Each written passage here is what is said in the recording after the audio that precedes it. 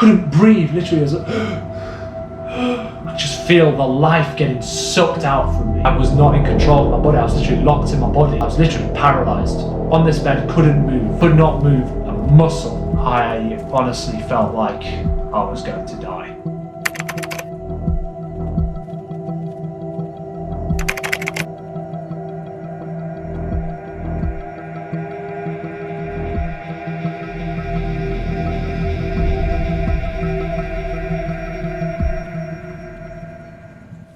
Ladies and gentlemen, welcome back to another video. Today I am going to talk about a race that I did 5 years ago.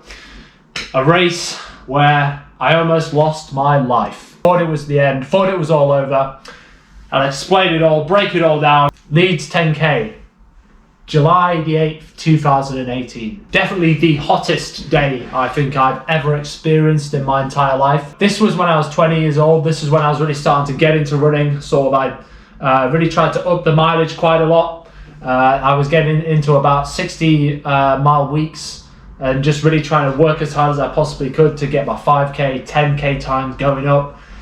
And I started to get a bit of confidence going. From like February, March, April, May, I was sort of kind of easing into, getting some momentum going. So I thought, you know what, this summer, I'm going to get some races in. I'm going to really try and attack and see what I can actually do in a competitive setting. So I joined a club, Scarborough AC. That was the club back in the day, my hometown club. And 4 of us travelled to Leeds, me, Matty, Phil and Sean. And we were all sort of evenly matched. We were all sort of like similar pace. I was about like, I was targeting sub 35 for the 10K that day. So that was, I was really going to go for it.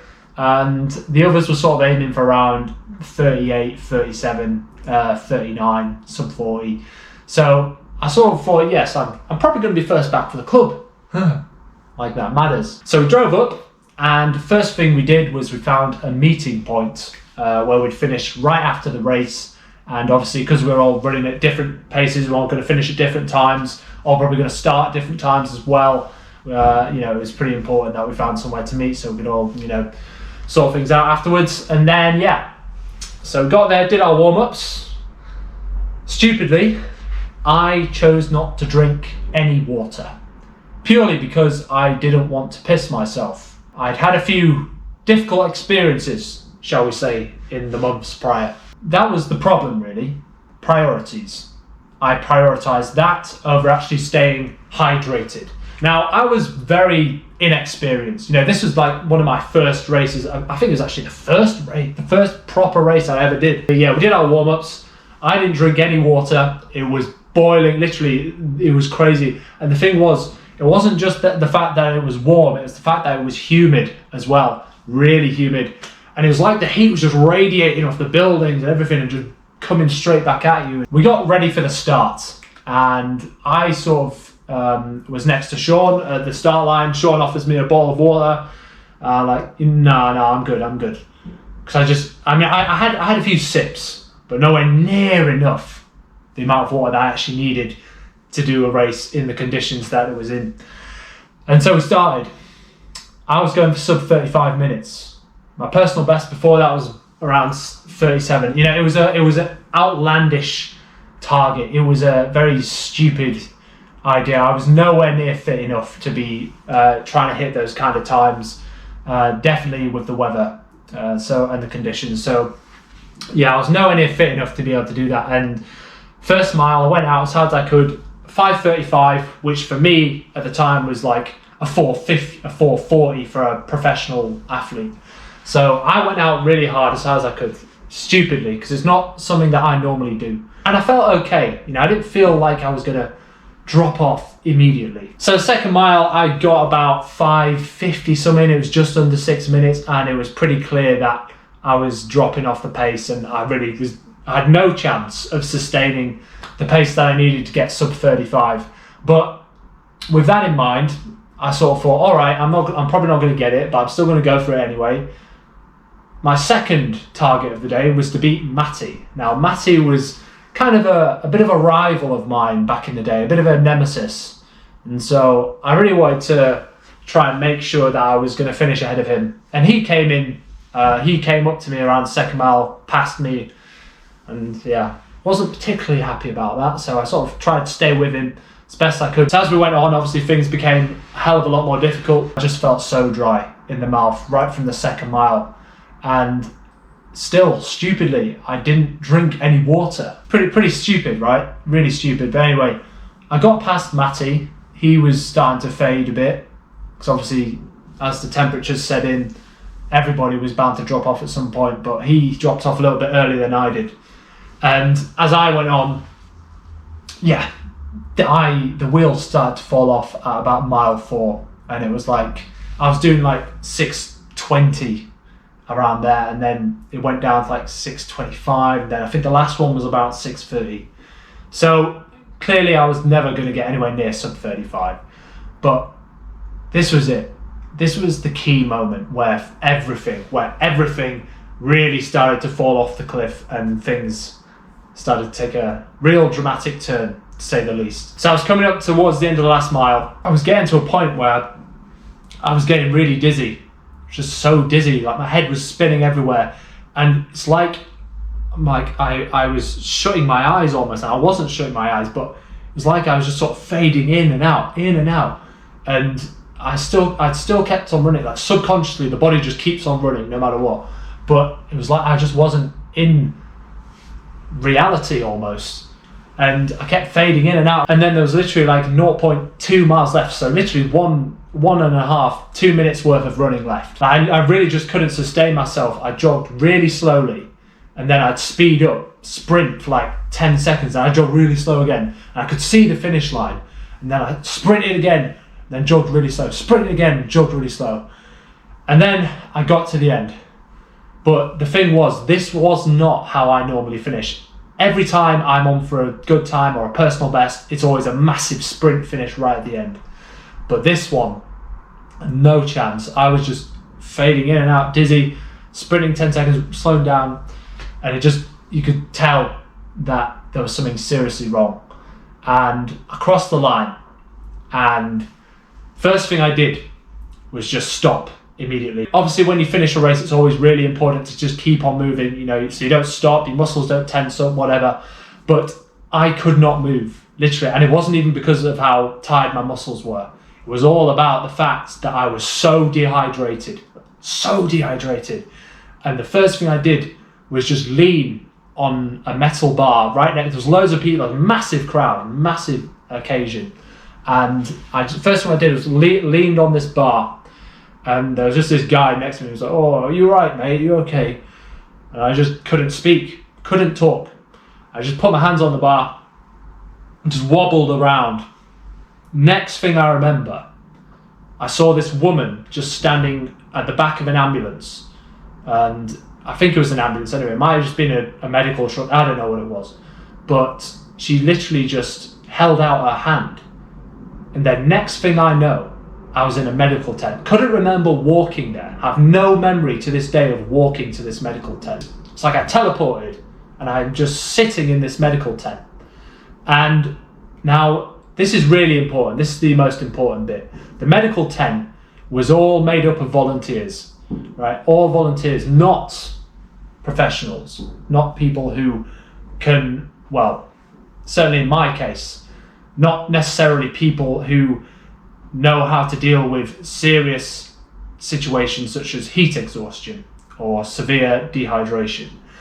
And it's fair to say that my situation got played down a lot and very misunderstood. Literally nobody noticed what was going on. So I was sat in the medical tent, sat on a stool, and there's this woman, just one volunteer in there, and she's just giving out orange juice. There's no water inside, and giving out orange juice in extremely humid, warm temperatures. Orange juice is being given out, not water. And whilst, orange juice is is beneficial somehow, gives you some kind of energy, of course, but it ain't water, and it isn't going to hydrate you properly. So I just sat there, I got some orange juice, it was the only thing that was around. Gave me this orange juice, took a sip of it, and I just wobbled around and just spilt it everywhere. fell all on the floor everywhere. And this woman was just getting so angry. It was like, oh, look what you've done. You messed up the whole floor now. Spilled it on the chair. Look what you've done. I sort of said to myself, right, are you going to stand up now? I'm like, yeah, just give me a minute. I'm going to stand up in a minute. But the thing was, I felt this massive, it's like there's this massive rock, this massive lump inside of me that was just, I just felt so sick. I felt so sick inside. And it's like there was this massive lump inside me which was like causing me serious breathing issues. Of course, this was before all the other breathing stuff that I've talked about a hell of a lot, which I'm sure you're aware of if you've seen my previous videos. But anyway, we're not talking about that today. No, this was, it just felt like I literally struggling to breathe so much because I was so dehydrated. I just said to myself, right, I'm going to get up in 1 minute and I'm going to walk out of here and I'm going to get back to the meeting point, because of course everybody else were probably wondering, where the hell is he? What's he doing? We went through the meeting point, crystal clear where we were going to meet, and I wasn't there. So, you know, they were actually kicking off about that because obviously they didn't realise what was going on. 1 minute passed. I just sat there. I was like, oh, right, give it another minute. You get up and you'll walk out. Wait another minute. Couldn't move. So I was like, right. I got up in the end, but sort of staggered my way really slowly to the bed, and I just sat down again. And I said, right, 1 more minute, and we're getting up and we're getting out. 1 more minute passed, and I ended up laying on the bed. So from actually standing up, somehow walking to the medical tent, which I really don't remember how I did, sat down on a chair, staggered into this bed, sitting down, and actually laying down. And this woman who was giving the orange juice out just sort of looked around and didn't really see what was going on. Just thought, oh, he was just having a rest, whatever. And I just laid on the bed, and from there things really started to take a pretty dark turn. I honestly felt like I was going to die. No question about it. I was just laying on this bed. I could feel my life being sucked out from me, and I just couldn't focus. I couldn't breathe properly. My breathing was getting worse. It was becoming more and more shallow. I was struggling to move my arms, my legs, until it got to a point where I couldn't move anything at all. I was literally paralyzed on this bed, couldn't not move a muscle. I couldn't believe it. Honestly, it's a horrifying feeling, trust me. But I was not in control of my body. I was literally locked in my body, watching myself die. I couldn't even watch myself because I couldn't even move, but I just feel the life getting sucked out from me. And then my memory was starting to go. Like, I was forgetting what I'd eaten for breakfast. I was forgetting things that I'd done this last week, things I did in the morning, whatever. And it really started to set in that as time went on, because time was going on and no one was doing anything. The volunteers would come around and say, oh, you all right? You okay? Like, they'd be like, oh, I'll be out in a minute. He won't be long, or something like that. They didn't understand what was going on. And that, honestly, almost cost me. And I mean it. Really, it did. And I just lay on the bed, just not knowing how all this was going to play out, really, until it was really like time just kept on going. And I just kept on getting worse. Life getting drained away. Couldn't move. Couldn't breathe. Literally, it was probably like an hour in on this bed in this medical tent where I actually felt like, you know what, I think this is it.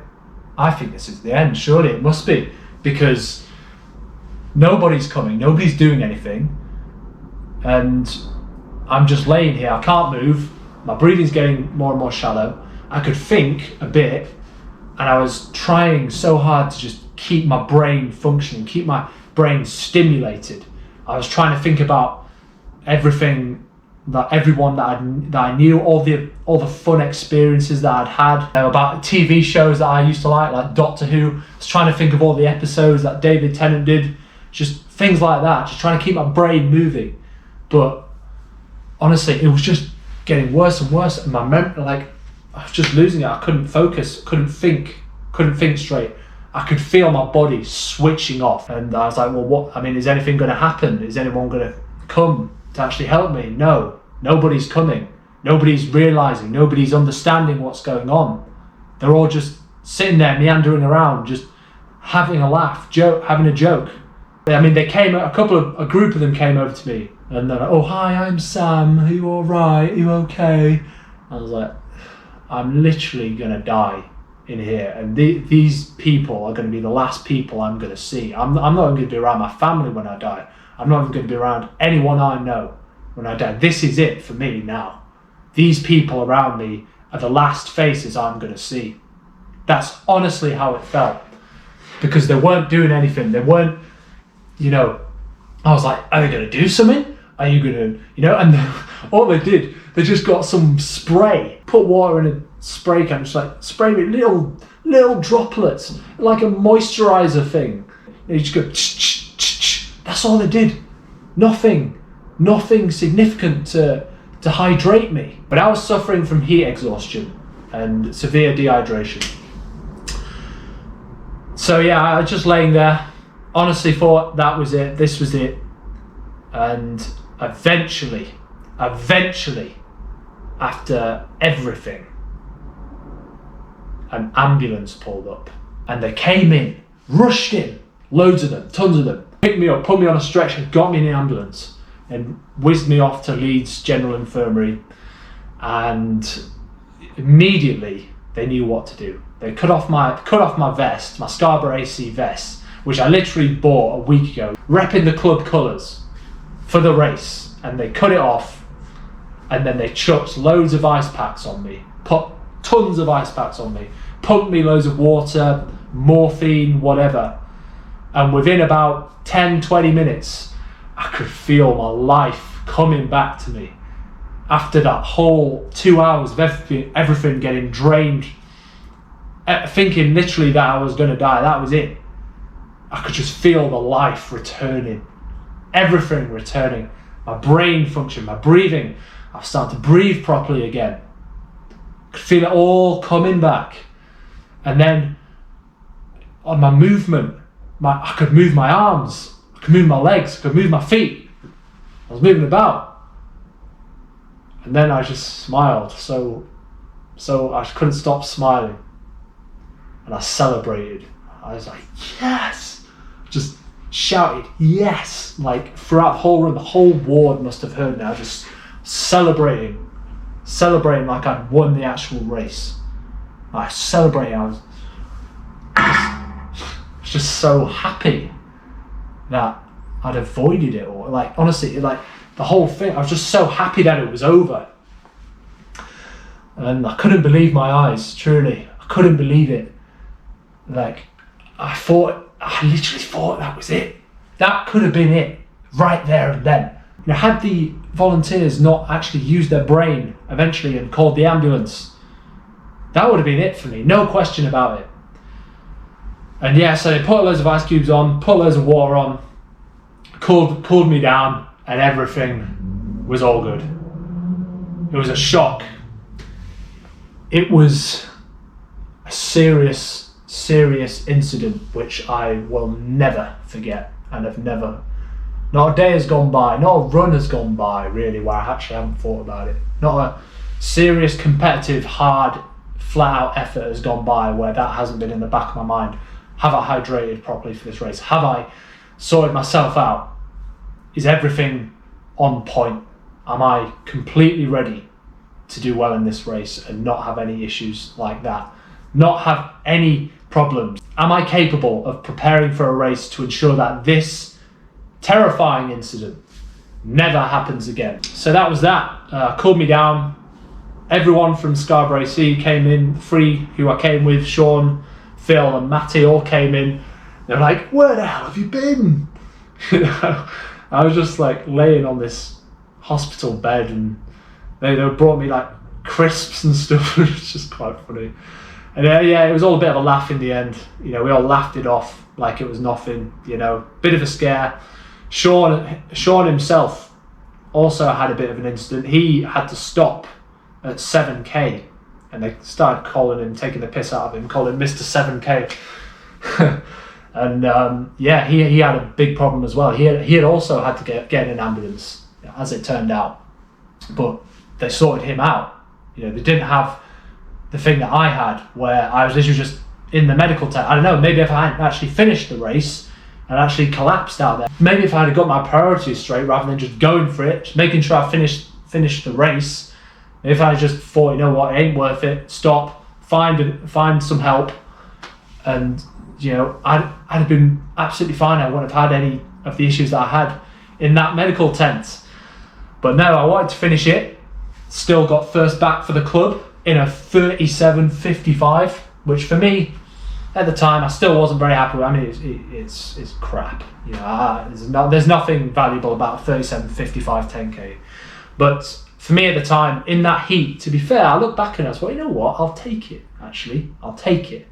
But it could have all been avoided had I just, you know, stopped during the race and thought, you know what, there's no point doing this anymore. Get some help, get sorted out. And that is my advice to you. If you ever find yourself in a serious situation during a race, just stop, just finish it. Ain't worth it. Ain't worth it. Ain't worth the potential issues you could face after finishing the race. And yeah, honestly, that definitely was the scariest moment of my entire existence, sitting in that medical tent, watching my life drain away from me, watching it all get sucked away from me and just deteriorate and literally be on the brink of death. Strangely, it felt like it had gone on for hours, this whole thing. I mean, it went on for a couple of hours, but it felt like it had gone on for at least a whole day. But in the end, I was all good by about 12 o'clock, and it was a Sunday, and so I thought, oh, you know what, I've got my phone here, I'll just watch the British Grand Prix. And I watched the British Grand Prix like nothing had ever happened, just as I normally would on a Sunday. You know, Hamilton got turned around by Raikkonen, Vettel won the race, Hamilton fought back to second, and it was a good, entertaining watch. Yeah, it kind of took my mind off what had just happened a couple of hours before, how I was literally on the brink of death, and now I'm just sitting there watching a Formula 1 race, watching Lewis blitz the field and get himself back into second place. Felt like nothing had happened. And I got home, brother comes down, sort of feels he needs to walk me up. But no, I was absolutely fine. Well, obviously not absolutely fine, but you know, obviously still a bit jaded, still a little bit shocked about the whole thing, but I was fine. I'll make sure that I never end up in any kind of situation like that ever again, and have kept myself clean since. So yeah, if you are an inexperienced runner and you are, I don't know, going to do a race in summer where you know it's going to be absolutely boiling to the point where you could suffer some kind of issue the way that I had, just watch this video and think about you being in that medical tent and not having the support that you desperately need to get yourself out of that situation. Right? Think about being paralyzed in a medical tent, having no control of your fate, having your life in somebody else's hands, having your life on the off chance that they're going to clock and they're going to realize that there's something wrong. That's literally how it all played out for me. Honestly, if they were just done and they didn't call the ambulance, I was finished. I'd have been dead, no question. I'd have been dead. That'd have been it. So I'm sure there's plenty more people who aren't stupid enough, obviously, to make the same mistake that I made. But in case you are pretty inexperienced, you don't know how to prepare for a run or a big race, then think about what I've said and make sure you get on it and, you know, understand it. It's not hard. That was probably the hottest race I've ever done. I haven't really done many warm races since then, but in the next time that I do, I'm just drinking non-stop, and if I piss myself during the race, I'm gonna piss myself. I mean, it's stupid what I did. It's a very, you know, it's an amateur thing to do at best. and just make sure you hydrate well. It's the basics, isn't it? It ain't hard. It ain't complicated. But don't think you're invincible, because that's kind of what I thought. I had this mentality that nothing would ever happen to me. I'm invincible. You know, I'll get through the race. I'll be absolutely fine.